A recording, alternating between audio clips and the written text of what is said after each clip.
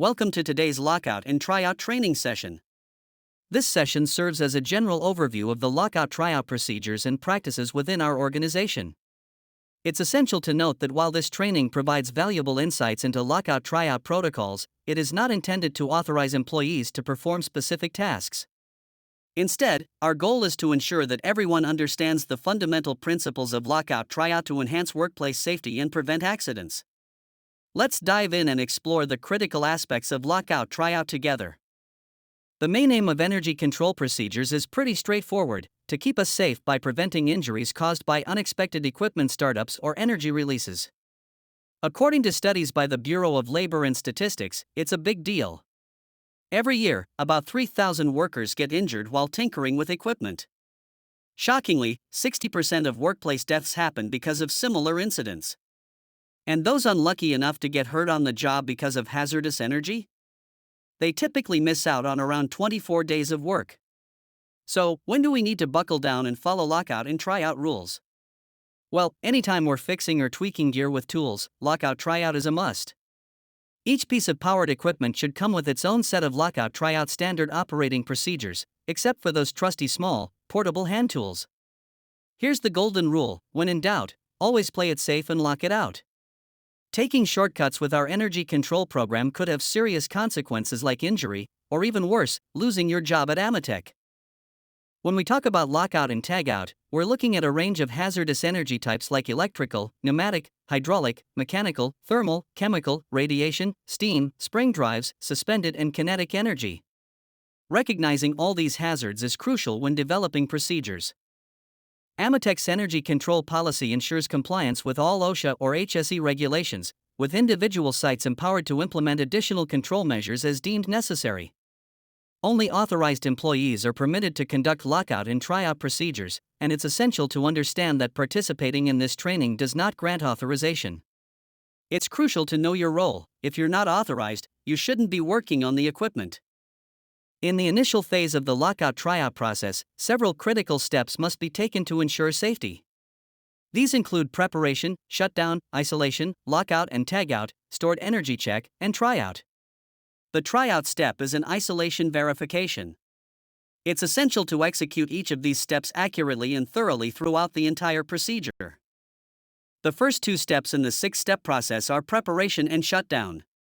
Preparation involves meticulous planning, including a review of lockout and tryout standard operating procedures, conducting thorough risk assessments, identifying all energy sources, and informing all affected employees, whether in the immediate vicinity or those who should be aware of the work being carried out. During the shutdown phase, all machine power sources must be deactivated. This includes, but is not limited to, control switches, emergency stops, plugs, main disconnects, circuit breakers, and valves for gas and air lines. Isolation is crucial for safely performing work, requiring the identification and de-energization of all energy sources, including upstream and shared electric power supply, breakers, water, gas, hydraulic, pneumatic, steam, vacuum lines, and stored energy sources. Isolation devices effectively disrupt energy/power supplies to major pieces of equipment, whereas control devices only provide temporary on and off functions. Energy isolation devices, which should be locked out, play a critical role in ensuring safety. It's essential to distinguish between energy isolation and energy control devices. Emergency stops and on and off buttons do not function as energy control devices. Isolation devices effectively disrupt energy and power supplies to major equipment pieces, while control devices merely provide temporary on and off functionality. Lockout and tagout procedures require the application of locks and tags, ensuring that all individuals involved, including contractors, also apply theirs. This process must be carried out and supervised exclusively by trained and authorized employees. Under no circumstances should anyone remove a lock/tag from equipment unless they are authorized to do so.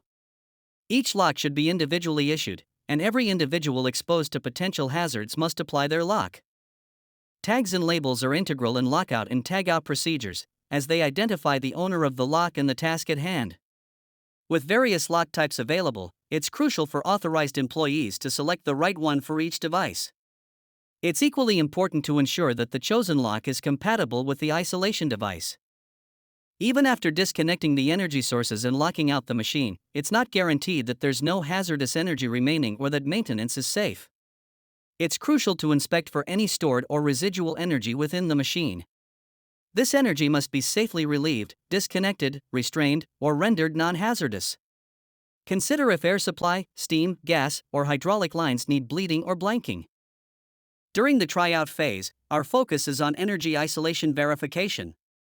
Before proceeding with any tasks, it's imperative to ensure that our equipment is completely disconnected from energy sources. We begin by conducting initial checks to confirm that no personnel are exposed to potential hazards. Subsequently, we verify the isolation of the equipment by operating its normal controls. Following this, we perform electrical circuit testing to ensure the equipment remains inactive. Only after completing these meticulous steps can we confidently commence work. Additionally, we conduct a trial run of the machine to ensure it is entirely disabled before proceeding with our tasks. Ensure safe energy control during work operations. While work is ongoing, it's essential to confirm that effective energy control measures are upheld. Management should perform checks on both the work being carried out and the energy control procedures in place. Ensure that lockout and tagout transfers are executed correctly during shift changes. Verify that locks, tags, and work details are accurate for the current staff involved in the work. Management should conduct routine inspections to ensure that the energy control process is consistently followed throughout the project.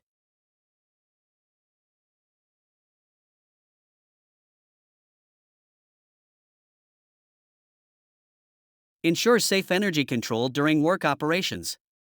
It's imperative that employees remove their assigned locks before leaving their workstations. Replacement employees must apply locks and tags before commencing their tasks.